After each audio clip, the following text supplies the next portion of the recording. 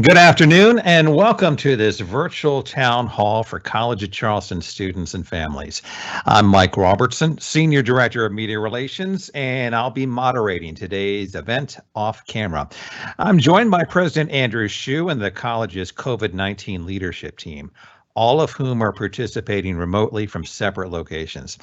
This is our 17th round of virtual town halls and our final round for this semester.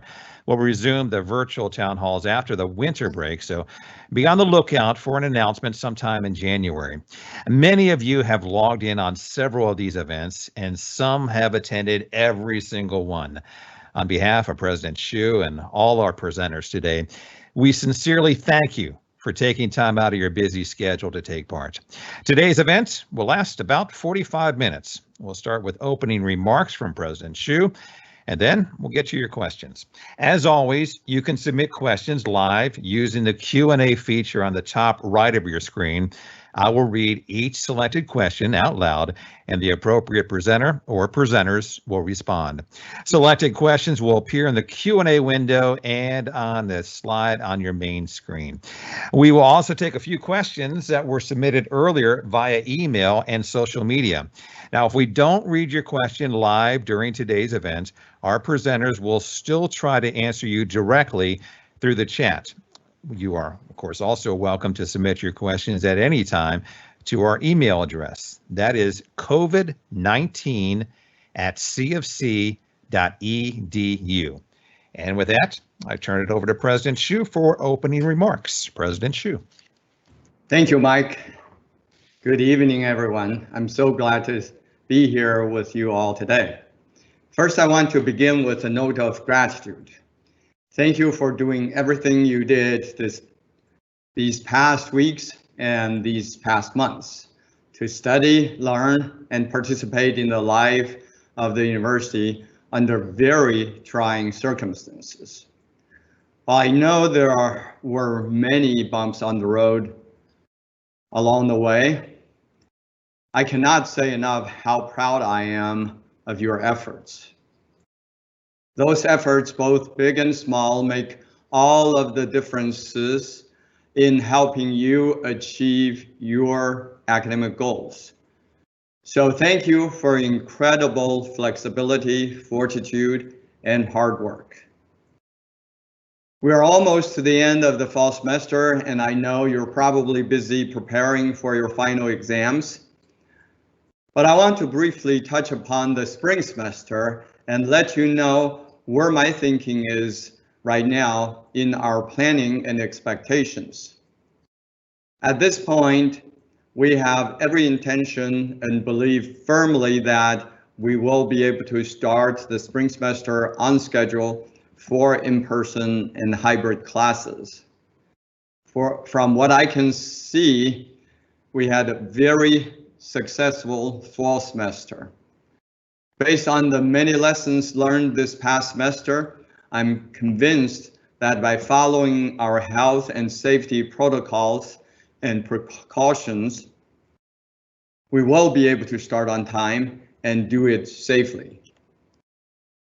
I will provide you with more information and more details next week via email.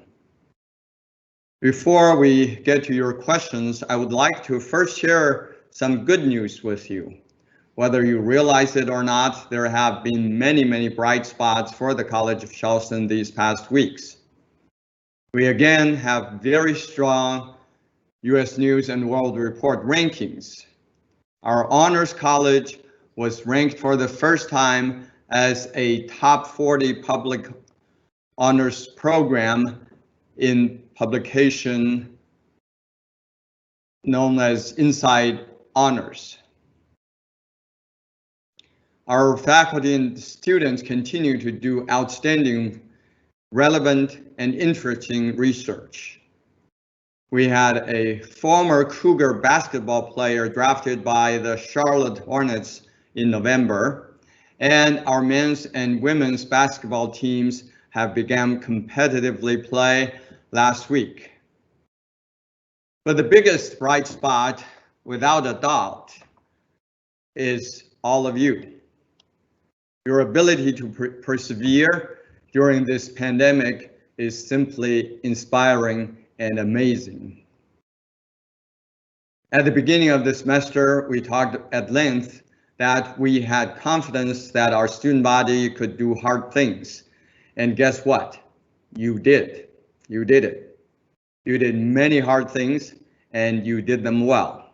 In fact, this past semester, on the average, your performance academically are as good as any previous semesters. So congratulations on a job well done. With that, let's go to your questions. Mike? Thank you, President Hsu. And like I said, you can contact us several different ways. And one way is through the COVID-19 email. And let's go ahead and start with one of the questions we received from there. The first question is, can you talk about the reasoning behind the recent decision regarding PSNS for fall, and what options are available to students who may be struggling in one or more courses? So I'm glad to answer that. This is Suzanne Austin, Provost. The decision regarding PSNS was made after consultation with a lot of different constituents on campus. The decision for last spring was made because the semester was interrupted halfway through. We're in a very different situation this semester. And actually, the decision had been made that there would be no accommodation given this semester. And what we did implement was an extension of the withdrawal policy. We felt that that would be helpful for many students who are struggling toward the end of the semester.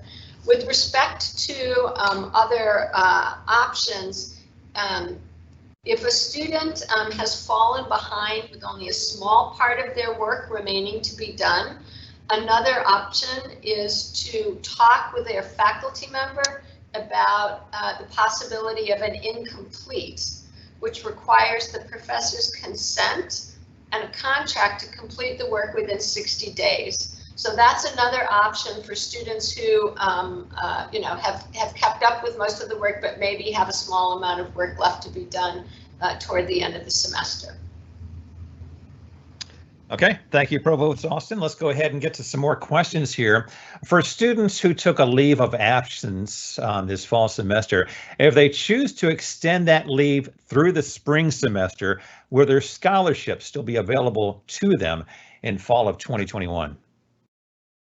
So Mike, I can take this. This is Amy Takayama-Perez. I'm the Vice President for Enrollment Planning and University Marketing.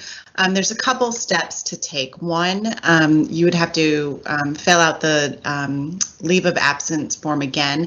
I would also recommend talking to your academic advisor just to make sure, are there any other accommodations or online classes that we could assist you with? But in terms of scholarships, we don't automatically keep the scholarship for another semester. So we would ask you to fill out a scholarship appeal form through our Office of Financial Aid, and that will help us determine your unique case. So I'll make sure to put the email and contact information in the chat, but please do reach out to us so we can work with you individually. All right, great. Let's get to a housing question here. My daughter is a freshman, and we wanted to know when it's appropriate to start looking for housing options for the second year, and is there a central contact that could help with either on or off campus housing? Hey Mike, this is Amy Orr from Campus Services, and I'm happy to answer this. So students typically start thinking about housing for the new academic year in February. Our housing applications open on February 1st for on-campus housing, and I encourage your student to reach out to the housing office for any information pertaining to that. All right, thank you, Amy. Next question here. My daughter would like to find a part-time job. Where can she find a list of openings on campus openings? Hi, Mike, I can take that one. Hi, everyone. Alicia Cadell in Student Affairs. And our Career Center is an excellent resource for this. We have a job posting site called Handshake, and it's right on the homepage of the Career Center. A student needs to create an account, but it's a pretty easy process to do that. And that will give students access to off-campus local employment. It also includes our on-campus employment opportunities for students. So there's a lot there. And it's a great resource for getting closer to graduation and looking at positions that are our first full-time jobs after college as well. So it's a really great resource. It's called Handshake, and it's on the Career Center site. And if you have any trouble with it, certainly reach out to me or any of our Career Center folks, and we'll be happy to help you. All right, great. Another housing question here. When is the last date to cancel housing requests for next semester? Mike, this is Amy Oregon. So the housing contract is actually for the fall and spring semesters every year. So the contract is still in effect through the end of the spring semester. If a student's circumstances have changed and they need to request a cancellation, they can certainly do so by working with housing. They can email us at housing@cofc.edu. Okay, Amy, stay right there. We got another question from social media that I think I want to go ahead and put up there too. It says, my daughter stayed online at home this semester. Will she be able to get university housing in the fall? Absolutely. She can certainly apply. Like I said earlier, our housing applications open on February 1st. So I encourage her to go ahead and start her application on that date. And we look forward to welcoming her in August. Great. Thank you, Amy. Next question here. Why did it take so long to add the November 17th testing information to the COVID-19 dashboard? And why was it not at least communicated that the information would be available much later than expected? Students were told to expect their results a little later than usual due to more testing to process, but the information took almost 2 weeks to be publicly available. I'd be happy to answer that question. This is Lee Penny with Student Health Services. So a little bit about the process that we go through. When testing events occur on campus, we rely on those healthcare agencies to then give us a list of students' results and then the aggregate results for the college campus. We then take a lot of time making sure we contact trace with each student that is confirmed positive or close contacts, and then we make sure we go through a validation process before publicly releasing the data. So given kind of our community at that time with a recent surge in testing events for many returning home, it just took us a little bit of time to make sure that we were releasing accurate data. Okay, thank you, Lee. Another housing question. Amy, get ready for this one. Will upperclassmen be housed in dorms or off-campus apartments? So students who apply for housing through the College of Charleston will be assigned to housing in a residence hall or an apartment style building on our campus. Okay, Amy, and if anybody's wandering around the College of Charleston in the next few days, you'll notice that Cistern Yard is lit up. It's beautiful. Cougar Night Lights is going on right now. And Alicia, you want to tell us about what this is all about? Sure, Mike, I would love to. And thanks for pulling up this photo that gives a sample of what this looks like. So Cougar Night Lights is a tradition that started 4 years ago. And actually this year, for some of our seniors who are hopefully watching, this was one thing that seniors asked us for this summer to kind of be a piece of something a little more normal from our past semester. So we're really delighted to be able to present it again. And we were able to launch it right before the Thanksgiving break. So students that were here before virtual learning were able to enjoy that for a few nights. But this will run, it's a orchestrated light show in the Cistern Yard, and it runs about a 15-minute show every half an hour, starting at 5:30 each evening and ending with the last show at 9 p.m. And that will run through January 1st. So if you're in town, we would love for you to come by. You can be safe, you can be socially distanced, and it's a really lovely tradition that we're excited, and it really highlights the Cistern Yard. So we hope that you will come by and see it sometime in these next few weeks. Yeah, it's well worth it. It's one of the beautiful parts of Charleston during this time of year. All right, let's get to some more questions that you have out here. Next one is, what is the rationale behind allowing professors to tape classes rather than offering them live via Zoom? There's obviously no health risk to teaching over Zoom, and I certainly don't feel like I'm paying for what I'm getting. Also, the classes that my son has had were taped, were not large seminars. I'm glad to respond to that, Suzanne Austin, Provost. So this semester and next semester, we are offering courses in several different formats. We have some, very few, totally in-person classes. We have what we're calling hybrid classes, where a percentage of the students meet online while others are in class, and they rotate out depending on the class schedule. We have synchronous online classes which meet at a particular time, and the class meets all together with the faculty member, and the conversation is live, the instruction is live. And then we have asynchronous online classes. I suspect from the description that the person is referencing an asynchronous online class, and there are lots of rationales for doing this. I mean, it makes it more convenient for students. They can access the course material whenever it's needed. But one of the things that we realized at the beginning of the fall semester is that there are a lot of misunderstandings among people in general, and certainly our own students and their families, about the benefits of asynchronous instruction. So we have been working hard on creating some resources to make available to everybody. At this point, there is a graphic that's posted back on the bricks that goes into a lot more detail about these different modalities of instruction. And we're also working on some demo asynchronous classes that students and parents can access, so that they can really get a sense of what this instruction is all about. Thank you, Provost Austin. Let's go to the next question here. I want to thank you for an outstanding fall semester for my freshman daughter.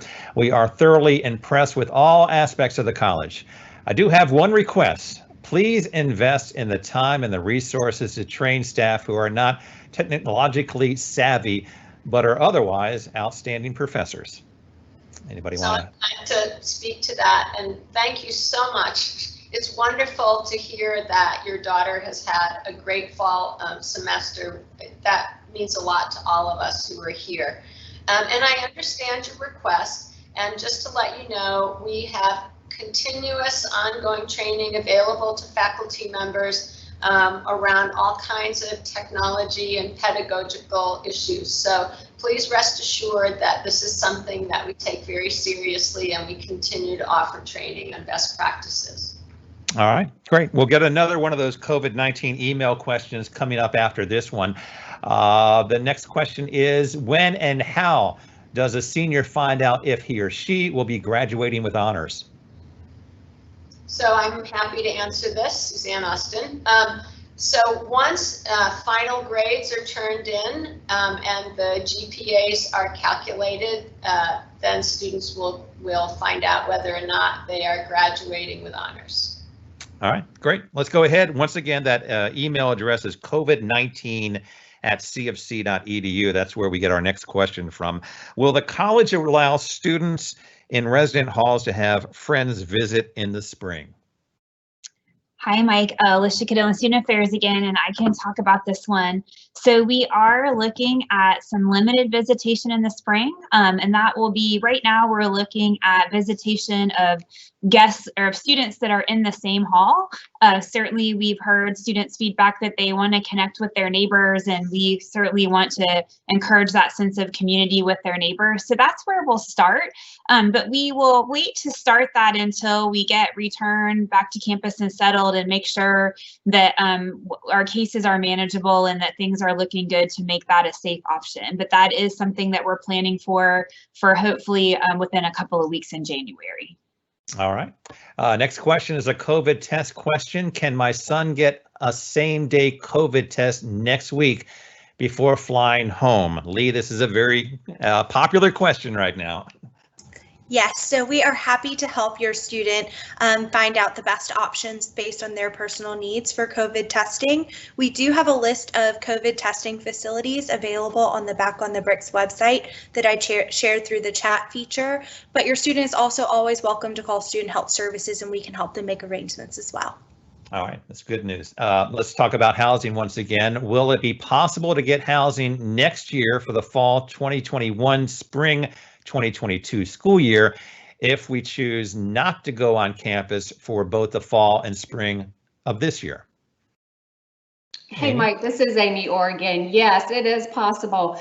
As I mentioned earlier, our applications for the 2021-2022 academic year will open February 1st. So please ask your student to be sure to log into their My Housing dining portal and start their application at that time.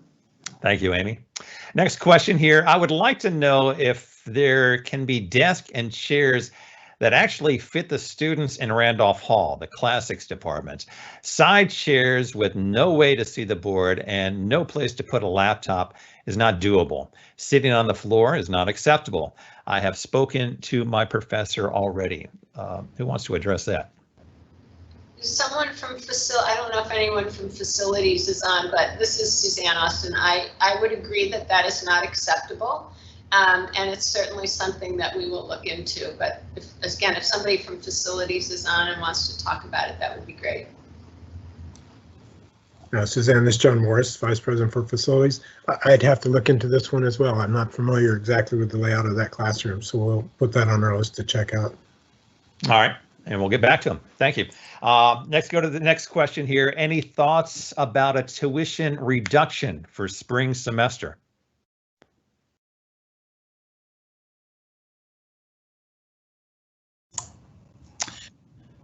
Who wants to address this? So this is President Andrew Hsu. At this point, we do not have plans to offer tuition reduction because of COVID-19. We're planning on having a fairly normal semester, and hopefully by the second half of the semester, this will be fully normal.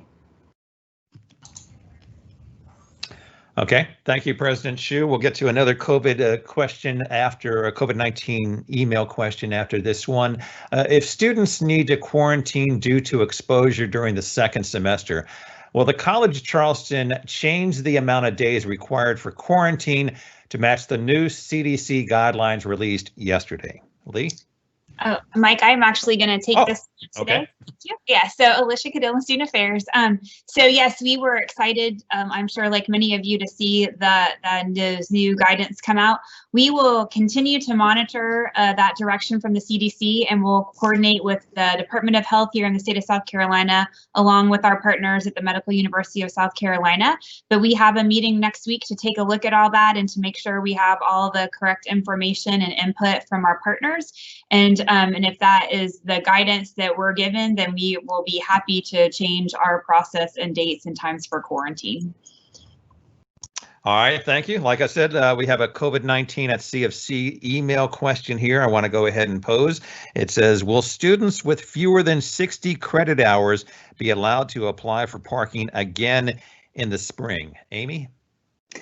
Yes, they will be because of the number of students who are taking classes online and not coming to campus. We do have a reduced demand for parking permits for the spring semester. So once again, we are making those available to students who live on campus who have earned at least 30 credit hours. And they can start purchasing those effective tomorrow. An email went out from me today to them with the details on how to do that. And if they have any questions, they can contact our HQ office.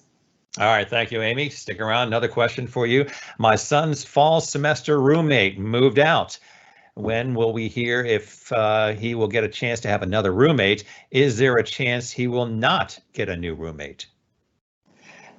So we are maintaining the same dedensification model that is currently in place for the spring semester. If your son did have a roommate for the fall, it is possible that he'll get a new one. We do have about 150 new students who have already applied for housing for the spring. We've started placing them, and we are informing students who currently live in our residence halls as soon as we place another student in their room so so that they're aware that they're getting a roommate and know who that is. But keep in mind that we will continue placing students up until move-in in January. So while we'll do our best to try and let students know if they're getting a roommate, it could be at move-in time or even a little after before we know for sure. Any questions on that, please reach out to the Office of Campus Housing. Okay, thank you, Amy Orr. Let's go ahead to our next question. With the end of the semester coming soon, this is a very popular question. Will COVID testing be required for return in January?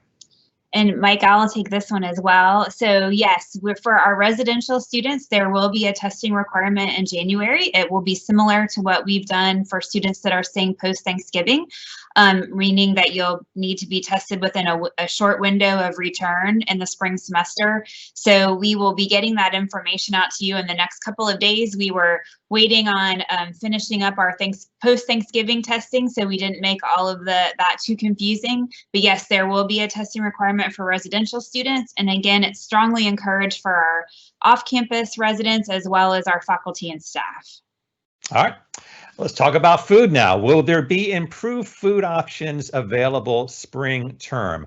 My daughter is a freshman and is having great difficulty finding options in the existing dining halls.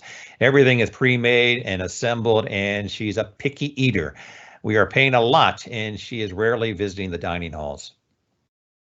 Hey, Mike, this is Amy again. So we have started staffing our stations with staff members and have tried to return to as normal of operations as possible in our dining halls. We are, having our salad bars staffed with staff, so while students can't serve themselves, they can go through the line and request what they want. Same at our hot stations. Also, we've reopened our made-to-order deli line as well. So we're doing the best we can to try and meet the needs of all students. I do encourage your student to reach out to dining services. We can certainly work with her to determine what her preferences are and try and help her find the locations that have the offerings that will meet her needs. Thank you, Amy.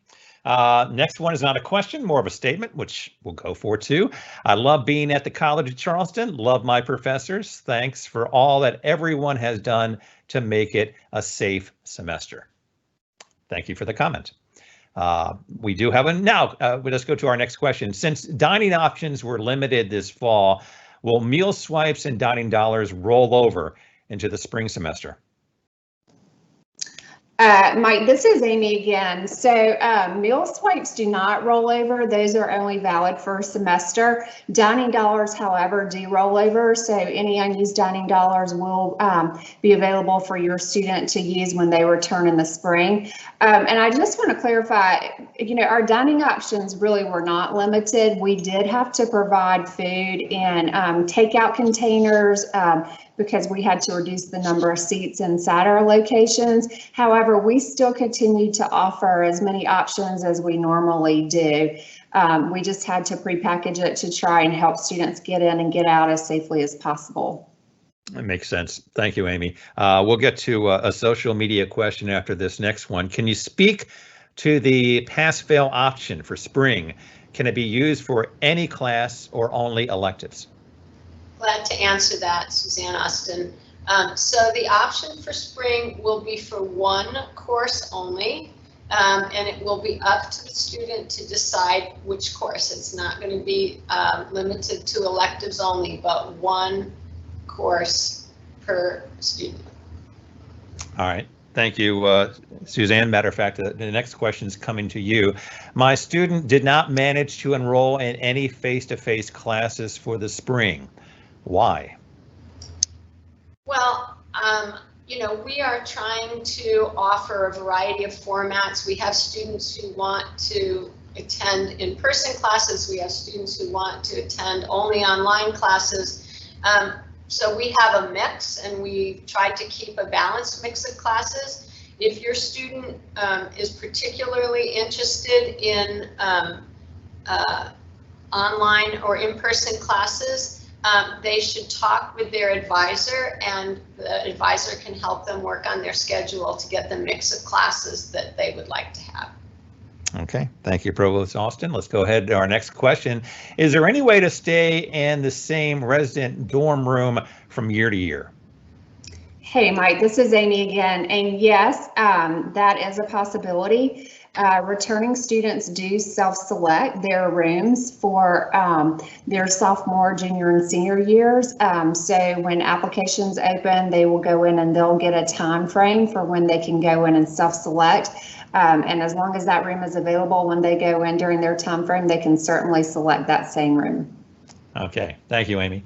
Let's go ahead and go to the next question here. Will students be able to choose whether or not to go into in-person classes like we did this year?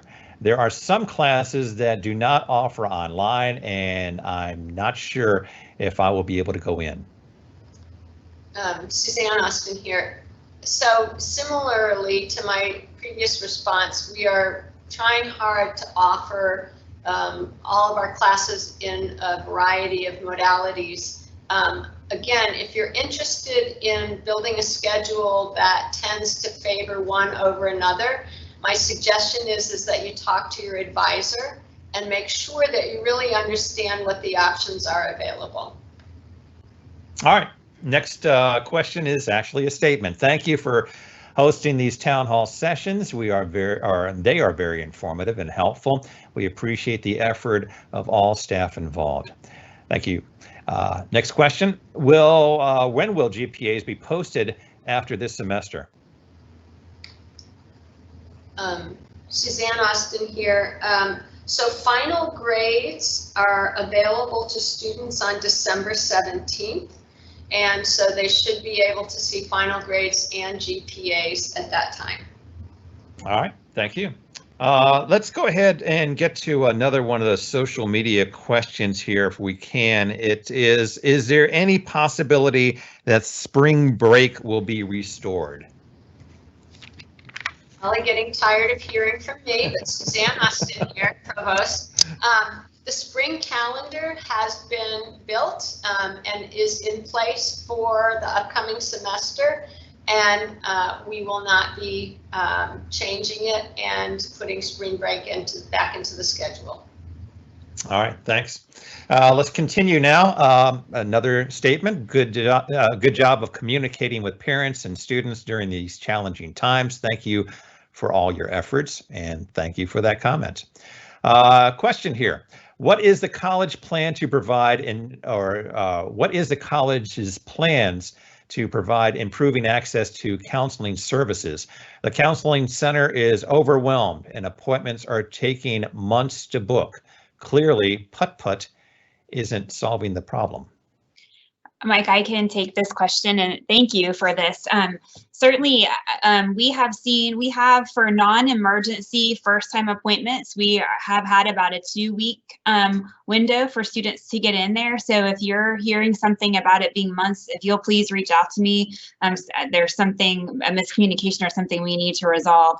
But so our counseling center continues to work on those situations. We also have a number of other resources available. We have TAL, which is our therapy assisted online. Those are several modules that can help support and guide, particularly between appointments with our counselors.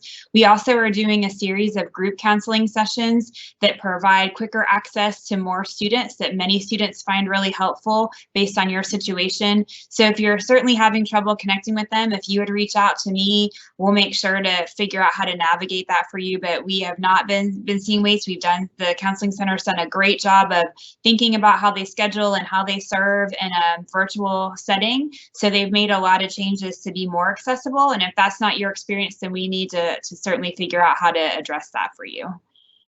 All right, great. We are running out of time here. Let's go to our next question here. Will the Stern Center food court be opening for the spring semester? Hey, Mike, this is Amy again. So this academic year, we are using the Stern Center as a kitchen to prepare meals for students who are in quarantine and isolation on campus. So we will have the Stern Center closed again next semester for retail customers. All right, thanks for that update, Amy. And that concludes the Q&A portion of today's event. Before I send it back to President Hsu for closing remarks, I want to remind our audience that you can stay up to date on College of Charleston news by visiting our university news site. It's the College Today, and you can find it at today.cfc.edu. For details on the college's COVID-19 response and plans, we ask you to please visit our Back on the Bricks website, and you can find that at go.cfc.edu/bricks. And with this being our final round of town halls for the semester, I want to take an opportunity to thank the staff and the student workers from the Division of Information Technology who have been working behind the scenes to help produce these virtual events. Their expertise and their professionalism are an essential part of the college's efforts to keep the campus community informed. Now, I'll turn it back to President Hsu for some closing remarks. President Hsu. Thank you, Mike. As I said in the beginning, we have so many bright spots to celebrate at the College of Charleston. And those bright spots are a reflection of your tremendous dedication and your spirit. Thank you for all of your hard work. I wish all of our students best of luck on their final assignments and final exams. And I certainly wish everyone, students and their families, a restful and peaceful holiday season and a winter break. You certainly have earned it. Thank you and good night.